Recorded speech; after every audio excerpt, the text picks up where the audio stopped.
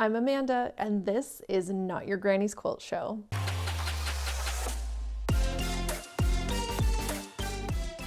Today is the first episode of our new series for beginners.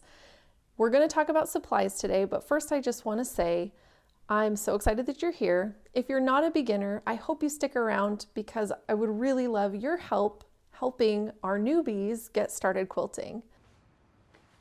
Help a brother out.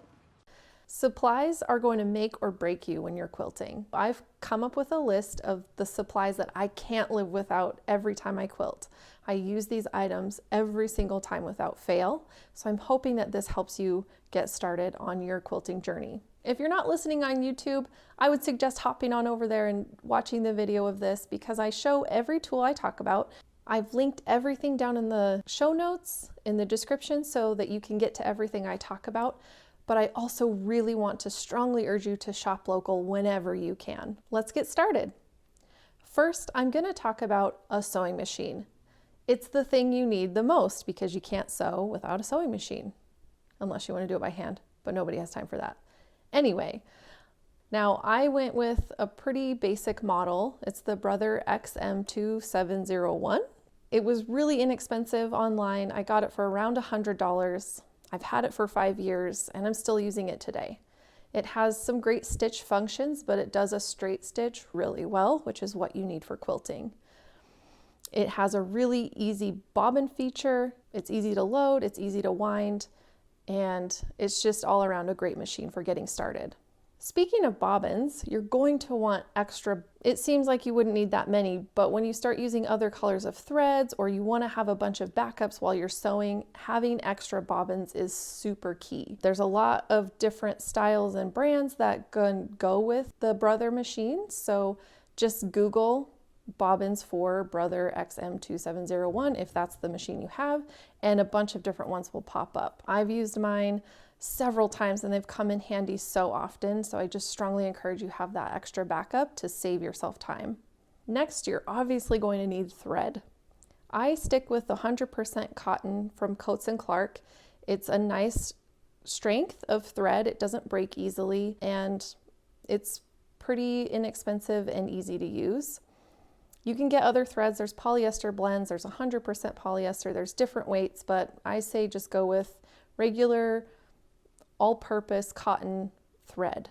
Next, you'll need some snips to snip all those extra threads. Any snips will do. I like the smaller pairs. They're easy to just pick up, snip a thread, set down again really quickly. I have lots of different sizes, but just a small pair of snips, 2-inch blade, whatever, will be really handy. Again, all these things are linked, so if you're like, what are you talking about, Amanda? You can go into the links and see what I'm talking about there. But yeah, you will need some snips.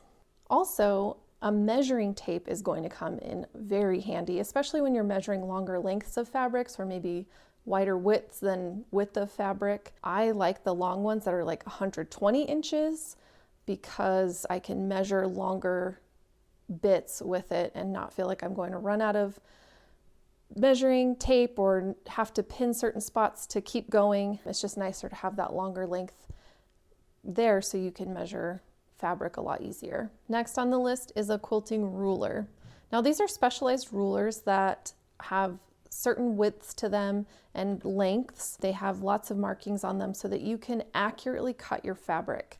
I use the Quilter Select. It has a special coating on the back side so it doesn't budge when you are cutting fabric, and it is the best invention of all time. I can't even tell you how much I used to hate cutting fabric because the ruler would slide around and I would get inaccurate cuts and I would get so frustrated.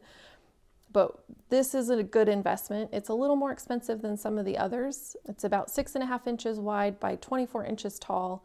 And it's a lifesaver. So if you want to splurge on something, I do recommend the Quilter Select quilting ruler with the special coating on the backside. And with that, you're going to need a cutting mat to cut your fabric on. I bought a kit when I very first started by Fiskars. It came with a cutter and the cutting mat.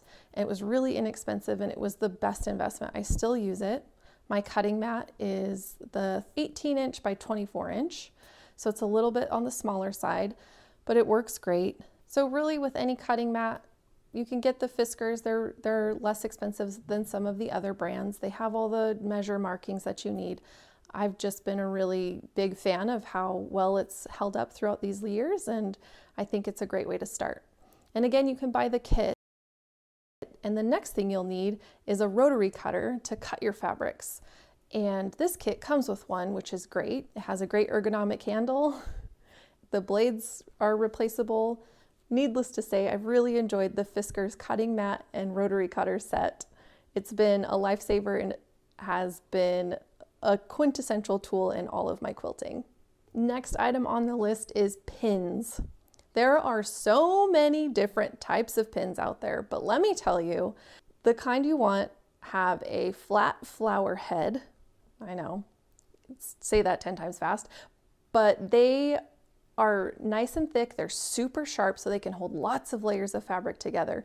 And when you're pinning seams or putting your layers of your quilt together, you really want to know that you're grabbing all that fabric so that nothing gets left behind. You can also get some of the smaller pins that are finer tipped, so when you're piecing, if you want smaller pieces to go together, they're a little bit better for that than the flathead pins, but the flathead pins are great for quilting. You can also get what are called clover clips. They are little pinchy clips, they're plastic, and they are great for holding things together as well if you don't like pins. Clover clips are great for holding lots of layers together without pinning everything. If you're worried about poking yourself or injuring yourself, because it does happen, clover clips are great. I use them a lot for binding because they can hold the binding in place but be adjustable in a pinch. My favorite item on the list is next, and by favorite, most hated, the seam ripper. If you've listened to any previous episodes, we do a whole episode about 5 tips and tricks to seam rip and make it not be terrible, but it's terrible no matter what you do. Anyway, getting a good seam ripper is going to save your life because you will need to rip seams. I'm so sorry to tell you. However, when you get a good one that's nice and sharp, has a good grip, you will be able to seam rip with no effort. Another really important item that you're going to need are sewing needles, just regular basic sewing needles. Sometimes you have to hand stitch things together, or if you want to start hand binding your quilts, you will definitely need just everyday sewing needles. Another thing that will come in handy is a good marking tool. There are several different types. You can get a fabric crayon, you can get chalk. There's a Hera marker, which just puts dents into the fabric. I really like friction pens, or they have special fabric pencils. They come right out of the fabric, and it's easy to mark with them on the fabric so that you can get accurate cuts and lines every time. Last but not least, I have an iron and ironing board on my list. I'm sure most of you already have that, so don't go out and buy a new one if you already have one. Any standard ironing board and iron will do just fine. This list may seem like a lot, but let me tell you, these are the essentials.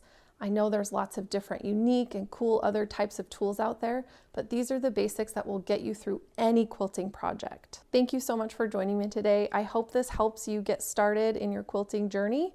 Our next episode will focus on choosing a pattern, so go get your supplies, get yourself ready. I'm going to walk you through this journey so that you don't feel alone, and we will get through this together.